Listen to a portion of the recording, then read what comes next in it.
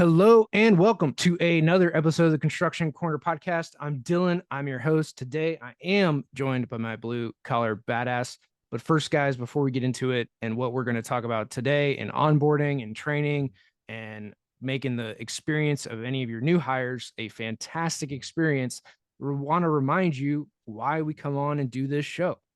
I personally have designed over $750 million worth of commercial construction projects, right? That's the construction value of that and the electrical design for those buildings.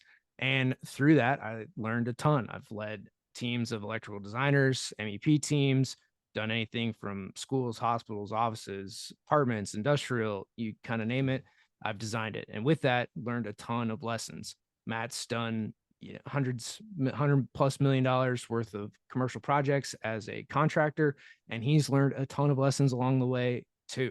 So when you do that much work, that much volume over decades, you pick up a thing or two, which is what we're trying to impart here on this show for you guys to learn from our mistakes, our lessons learned, so that you don't have to get so scarred by them. You can just pick up the lessons and carry on.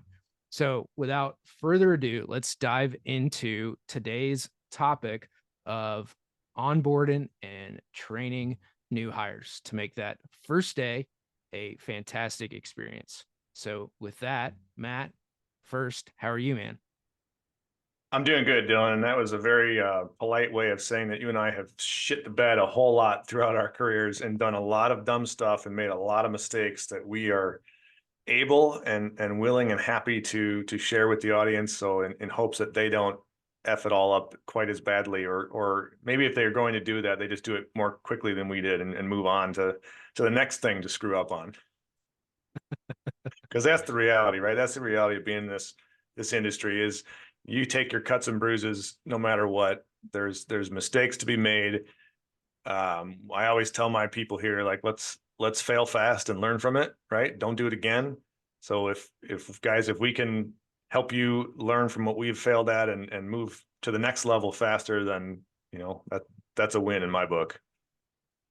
Yeah, and one thing I'd add on to that, now you see this a lot in construction because everybody's trying to cover their ass, but take responsibility for it in a way that you're going to limit also your ability to get sued for it.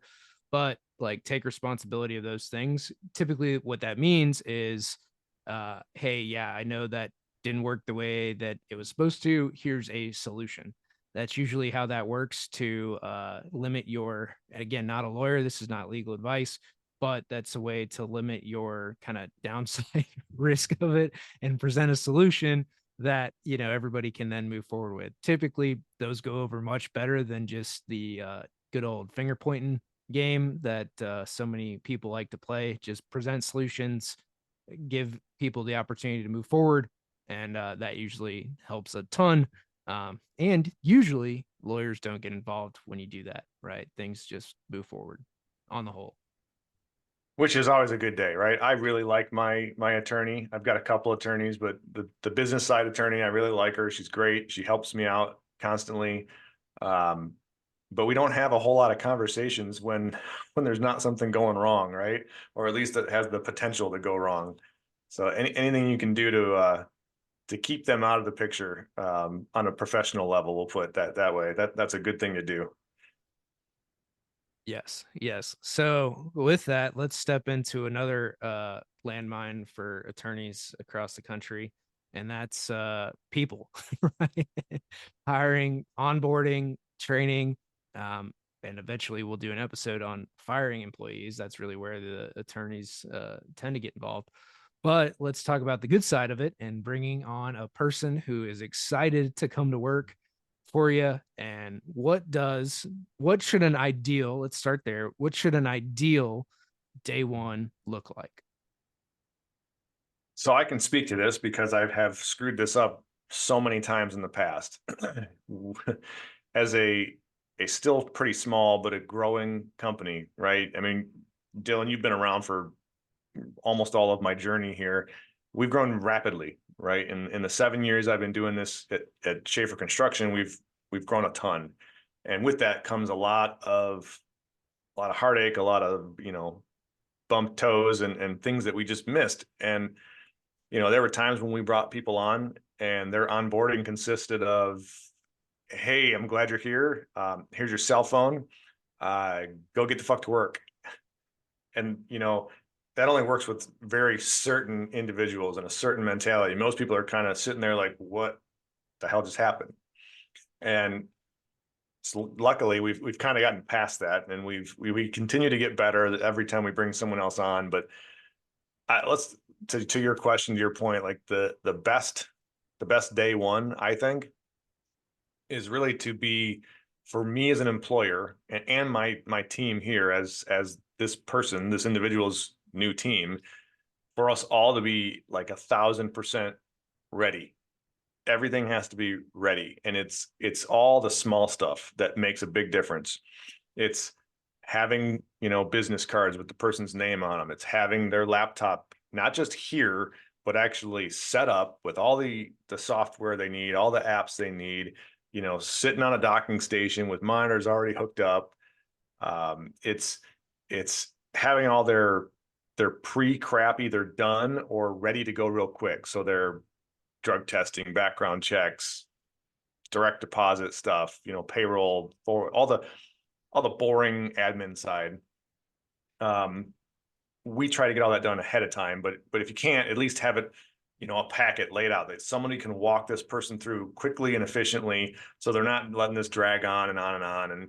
And outside of that, I mean, we like to do formal announcements, to the team, like planned, structured announcements, and then, all the foo-foo stuff, right? Like give them a tour of the office, introduce them to everybody, help them assimilate into your team as quickly as possible. And I think by truly planning out, we actually do like a 3 to 5 day plan. But even if it's just a 1 day thing, by truly planning it out and having things structured and go on that schedule, you show someone like, okay, not only you're starting a new job, like that's stressful. It's a stressful time no matter who you are. But if you show them that, like, okay, we've taken the time out of our schedule, out of my schedule to build this program, if you will, and to follow through with it, that's the other key. It helps them to feel more welcomed, right? It helps them to feel like, okay, I made the right decision. I'm not floundering here on day one, wondering what I just did. There's going to be some of that. That's human nature, but if you can have it structured like that, I think it just does it goes a long way for making them feel welcome. And that's really the goal, right? Is to welcome to the team. Like you're here because we want you here. You're here because you're a good fit, not just, all right, you're another number, go take a seat and we'll call you when we need you.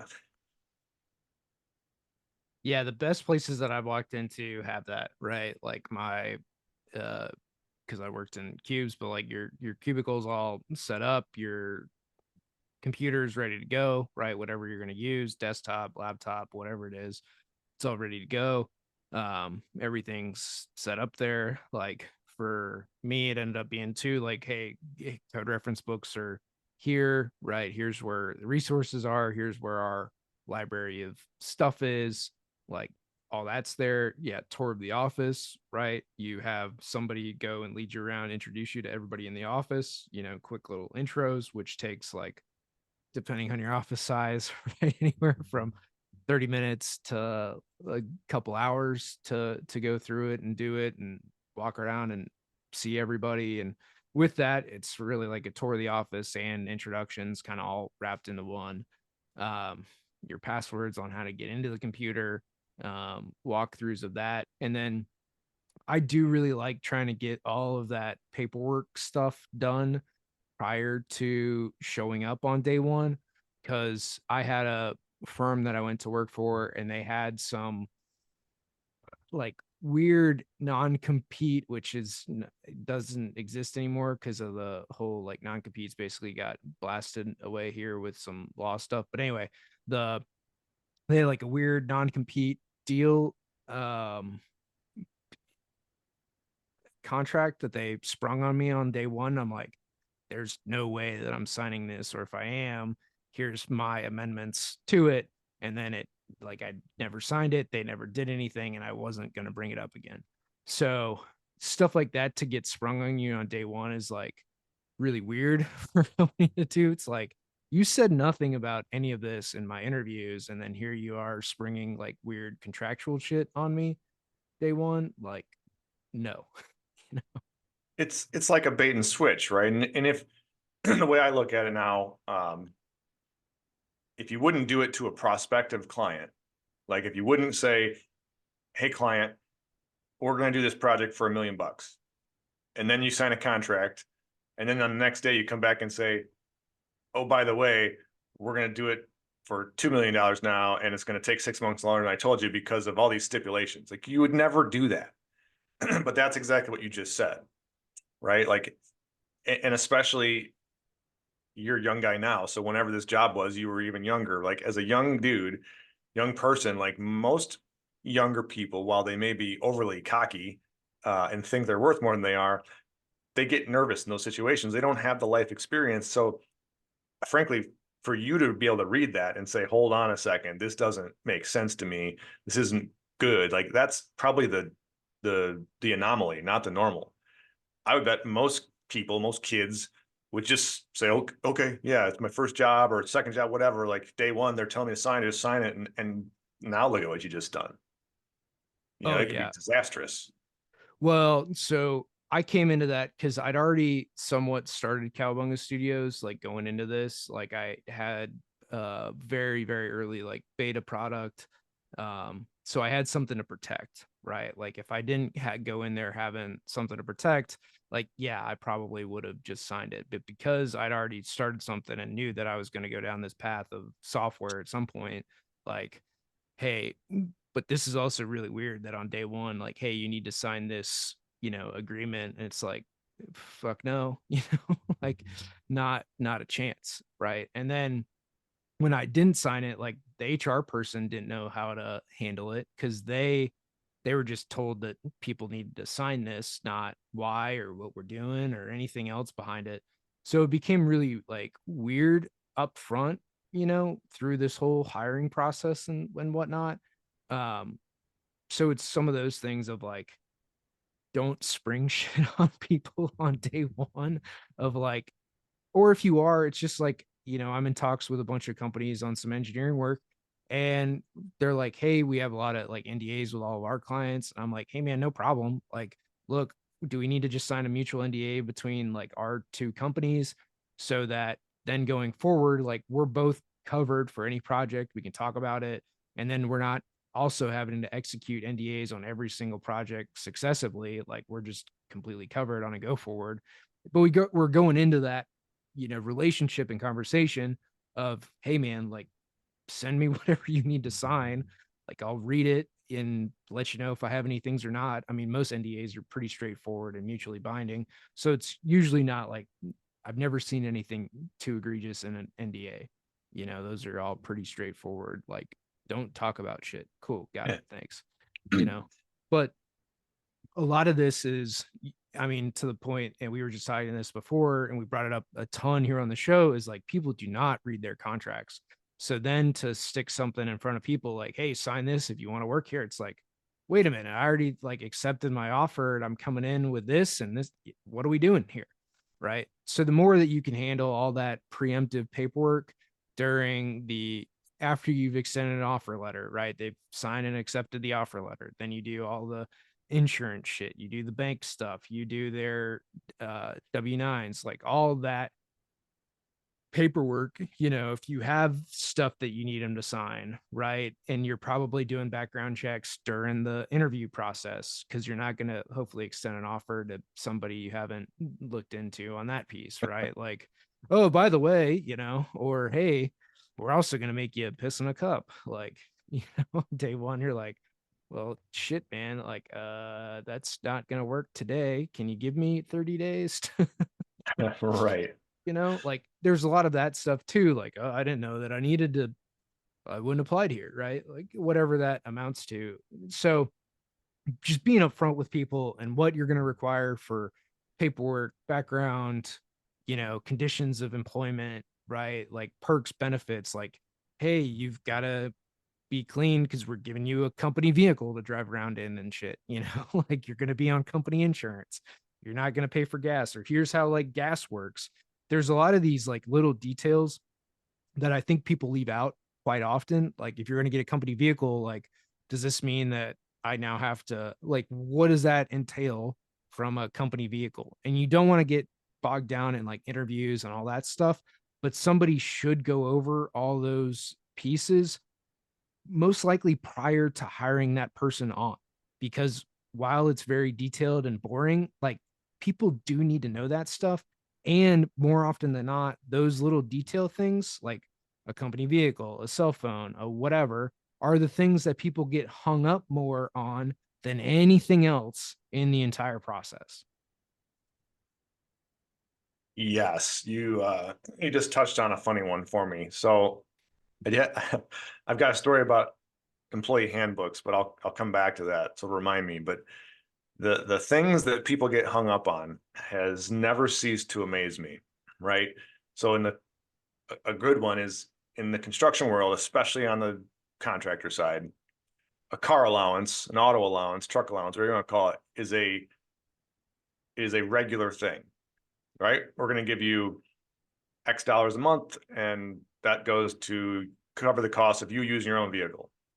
A lot of firms at my size anyways, and even bigger firms don't do fleet vehicles anymore because there's a lot of downside to that too, a lot of different risk. But so there's just this theory of the car allowance now it's almost like a mandatory thing. Well, 90% of the firms around here anyways don't do it correctly. So the employees actually are paying tax on their car allowance, which then means it's not a car allowance, it's not anything, it's just wages. But in the heads of most of these people that have been conditioned to this, they think it's like free money, right? Like, oh, they're gonna, pay me 100 grand and they're gonna give me a, whatever, $500 a month car allowance. So they think that $500 a month is just like a $500 bills that just get placed on their lap every month. Well, it's not. If it's not being done right, and again, most don't, and I've learned this over the last 7 years of figuring this shit out. If it's just taxable allowance or whatever, it's just wages. But that or a cell phone, like any of that shit, like I've had people literally walk out and not accept a project or a position here because of that. Like, well, you don't offer me a car allowance. Well, no, but I just offered you $5,000 more than we talked about, or than your work, whatever. There's ways to handle it. So it's always funny to me. Like, you got to be sensitive to that stuff because nobody reads their contracts. Everybody has hearsay as their guiding light. And these weird anomalies become the norm. And it's people just think like it's sacrilege to change or to go away from that. Um, I won't get into the whole health insurance thing because it's the same idea, but it's a whole nother conundrum, right? But backing up to the handbook thing. So first off, we've changed our policies here and we do all of the paperwork, all the screening is 2 weeks at least before that the new person ever shows up here. So they've got time to actually read it. We encourage them, like, please read all of this shit. Ask questions. If you are unsure or unfamiliar, like, you have direct access to someone on my team now. It used to be to me. But then when they get here, like, we're not fumbling around doing paperwork and it's better. I worked for a firm for a very short time a while back. And when I was hired in, they didn't have any sort of company handbook whatsoever. Fast forward, I don't remember, it was 2, 3, 4 years of working there. And they hired some young buck asshole to boost the company and bring all these forms and policies and procedures in. And here comes this handbook. Fine. Much like you with your NDA or whatever it was when you're getting hired, like, I'm reading this handbook. I'm like, this is absurd. They had non-compete clauses and things like that where basically I could never work again, in Southeastern Michigan ever, if I ever left. And so I went to him and I said, well, I don't agree with any of this. And the answer I got was, well, tough shit. This is the policy. So you need to sign it. And I said, well, fuck off. How about that? I'm not signing it. What happens then? And we sat there kind of staring at each other for a while. And I said, if you're telling me to pack my shit, I'll go get a box. And the conversation never went any farther than that.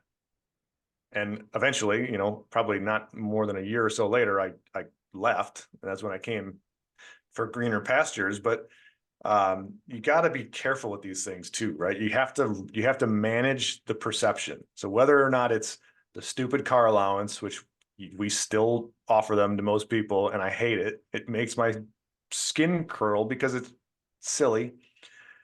Or if it's, a non-compete in a handbook, like you have to be very careful on how people are going to perceive this, because no one will perceive it exactly as you intend ever.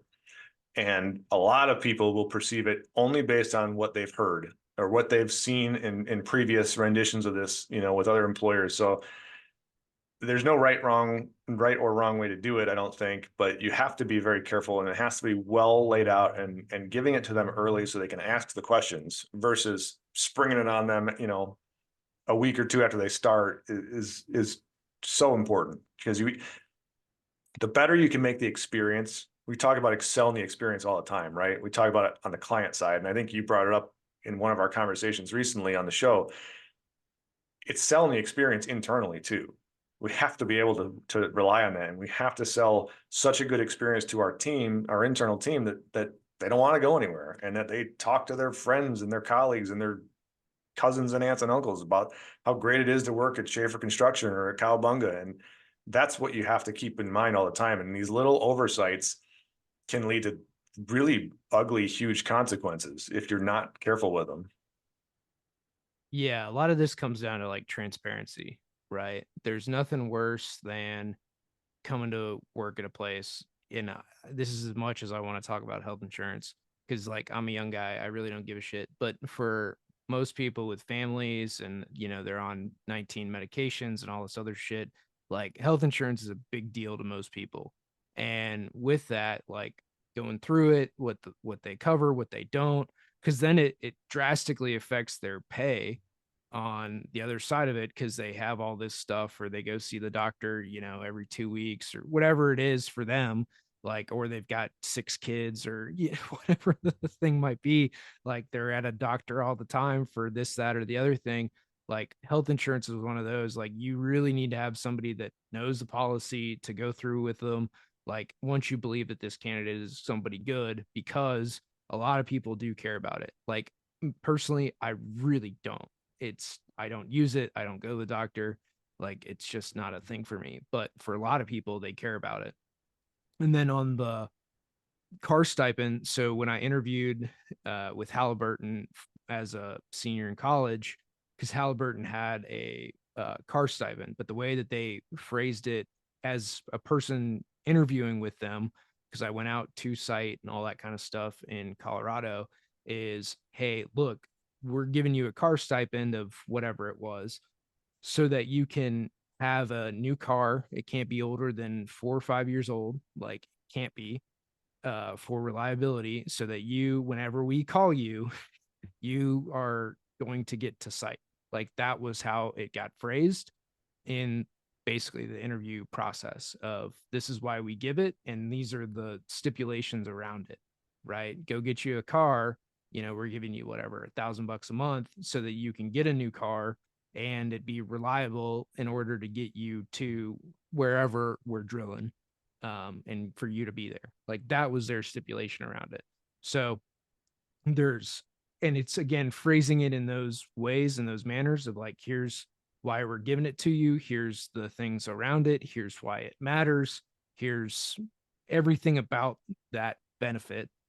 And then of course, like there's your side of it and how you give it and all that kind of stuff that matters for folks. So, and it's the same thing with a phone, like, hey, we have a company phone, or you can do a stipend. But if you do a stipend, just know we can wipe your phone at any given point, because that's our cyber policy or whatever, right? When you install shit. So like that made me be like, hey, I'm not gonna then put email on my own phone. You give me a phone. Because if you're going to do that, then no, right? Like you're not going to have access to my phone. So you give me one, right? And this is how a lot of those conversations end up going. Or like, look, then don't ever expect me to answer work emails, not, after hours, because I'm not putting that shit on my phone, right? For you to have the ability to remote into it and whatever. But these are all those little details that, again, should all be handled before day one so that day one can be office tour, right? Meeting people, going to lunch, right? Have a reservation somewhere, like, and have a group to go out with them and make them feel welcome and warmed and excited. Have an outline of stuff for them to do, whether that's trainings to watch, projects to work on. Here's our standards, and somebody to walk it through with them. There's nothing worse than your boss or whoever's supposed to be kind of like in charge of you, like not there on day one or two. Like it really sucks as a new person to be like, well, I'm here and well, we're just gonna sit here, right? Because people want to be productive, they want to learn, they want to do stuff, but if you don't give them the opportunities to do that, then it's why'd you hire them anyway? You just murdered their perception of your firm if you can't even show up. And I can say, as someone who's had to struggle with this, like as a small company, especially a few years ago, like I'm busy as hell, man. Like I'm busier than most people would ever even be able to recognize. And there have been times when I've hired people where it's really hard. Like shit, I'm supposed to go to lunch with so and so and take them on tours. I've got 2 or 3 hours booked this afternoon, and I've got all these competing priorities that are demanding my attention. You got to make a choice, man. You got to make a choice. And if you choose to take new employee and be like, I'll get back with you tomorrow, go sit in the office and, play on the computer, like you're making the wrong choice. I can tell you that. Figure it out with somebody else to cover your workday duties, because if you murder the perception, it's very hard to get it back. And, you have to. I was doing the math in my head, making sure, but so by the time this airs, it'll be the day after we're bringing on our newest employee. We're actually doing something pretty cool this time that I've never done before. My PCS manager brought it up in a planning meeting, and this is where like the onboarding process has started to evolve here. Is like we've been planning this for a month, so we've got shit pretty dialed in. But she's like, well, why don't we do a full team event? So we're going to do a tour of one of our active current projects with the whole damn team. We're all going to show up. We're going to cook out lunch. We're going to immediately immerse this person in our culture, in our project, introduce them to specialty contractors, introduce them to the client if he's around, show them an actual working job site. So now it's not just like pictures on the wall, which, yeah, they're cool. Like, here, hey, we built this, we did this, we do all this cool stuff. Here, now we're going to say, put on your hard hat and your vest and your boots and follow me and let me show you. So I'm pretty excited about it. So by the time this airs, it'll be done. But moving forward, I think it's a way cooler idea than, me grabbing them and saying, all right, now we're going to go to lunch, you and the president, and it's going to be stuffy and awkward and uncomfortable. And, I'm going to try and talk to you, but you don't really want to talk to the president because you don't know what to say. And like, so we're taking that out of the equation a little bit and making it more of like a looser event. And hopefully it goes well and it kind of brings everybody together. And that's the goal anyway. So maybe next week we'll follow up on it. Yeah. Well, and I mean, that's a great idea, man. And also, to that point is you have somebody that's, yeah, you're the hiring manager. Yeah, you're the top of the food chain, but somebody that's, and again, hear this the way that I intend it is someone closer to their level within the org to show them around, right? That is either close to an equal or their immediate boss, right? To show them around, to like introduce them to folks, somebody that's been there a little while so they have a good feel of what the culture is supposed to be, and introduce them to everybody and walk them around. Like it doesn't always have to be you as the senior leader in the org. Like it can be somebody else to walk them around and spend that 2 hours with them, and then you come back in and out at different times, because yeah, you still got to get stuff done, right? Or hand them off if they still have to get paperwork done, that they spend an hour with HR or whatever to get through all that, or accounting, or here's the numbers for all of this, or they sit down with IT and go through, like, here's all the programs, here's the file structure, here's how shit's organized. Like you have these kind of handoffs to different people to walk them through each area of expertise that that person has, right? Whether it's health insurance, payroll, benefits, uh, IT, whatever it is, like get that walk through, and that'll be a huge weight lifted off of you as the leader, and it sets them up for knowing more people and success. But I think the basis of this is have a plan going into hiring somebody.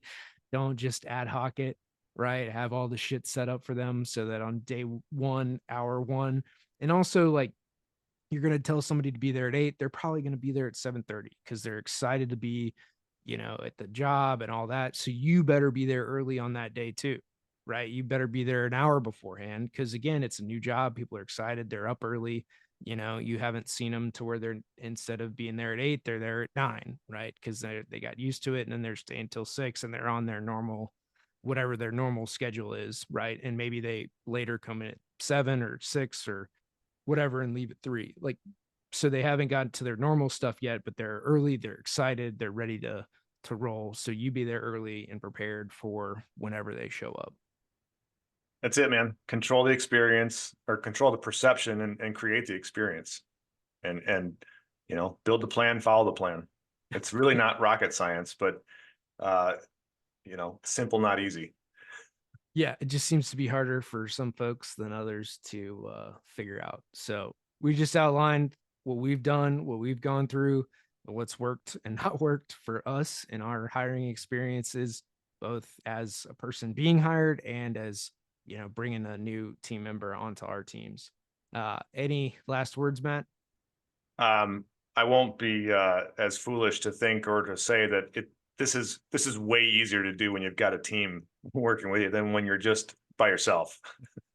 It's way easier now that I can collaborate with my team and I don't have to be the only guy doing it. So know that. And if you are the one man band, the one person show, like it gets better as time goes on. It gets easier. Yeah, for sure. For sure. All right, guys, that is going to be this episode of the Construction Corner podcast. Remember to share this with a friend or your HR director if you got anything out of it. So thank you guys for listening. And until next time.